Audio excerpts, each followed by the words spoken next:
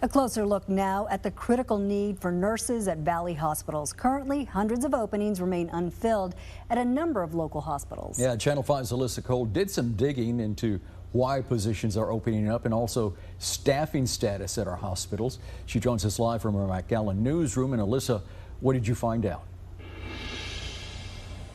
Well, I learned the pandemic strain on nurses and other frontline workers has led to burnout. It has motivated many others to look for higher paying jobs.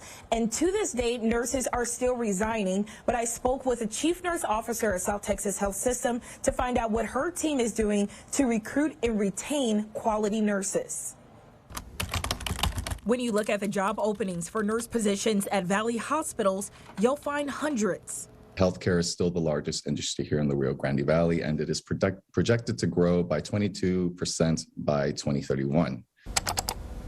We search nurse jobs of all types, from registered nurse, LPN, CNA, and other related positions, full-time, part-time, and temporary, between 4 Valley hospitals. Large multi-facilities like South Texas Health System and DHR have the most openings at 264 and 321 respectively, while at medium-sized facilities like Valley Baptist Medical Center and McAllen Regional Hospital, the need is there, but not as high, with 129 and 83 openings. There is a definite need for nurses at South Texas Health System, and that's at all of our facilities. Valley hospitals are seeing the greatest need for nurses in the ICU.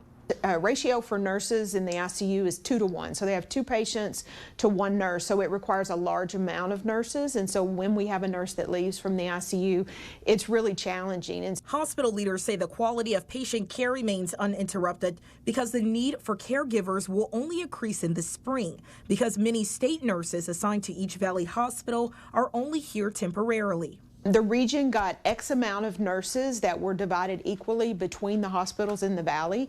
We have those nurses until April the 1st. Throughout the pandemic, the need for travel nurses has also skyrocketed, along with their salaries, making the market much more competitive for recruiters. There is a greater need sometimes in the north or in other areas of Texas, so we'll see our own nurses work to go as a travel nurse, and they do make more money, and we want to encourage those people to come back after they finish their travel contract. Foster says staff at South Texas Health System has taken action to try to keep nurses from leaving, action that includes increased wage rates for assistant positions, increased minimum wage for non-medical positions, and incentives for nurses. We also looked at how can we reward our own nurses. So we are offering incentives for specialty areas. We also are offering incentives for their 4th and 5th shift. We just got an increase for those incentives.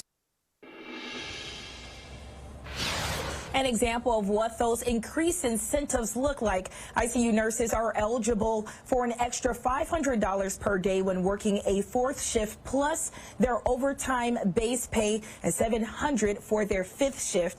Live in the McAllen newsroom, Alyssa Cole, Channel 5 News at 6.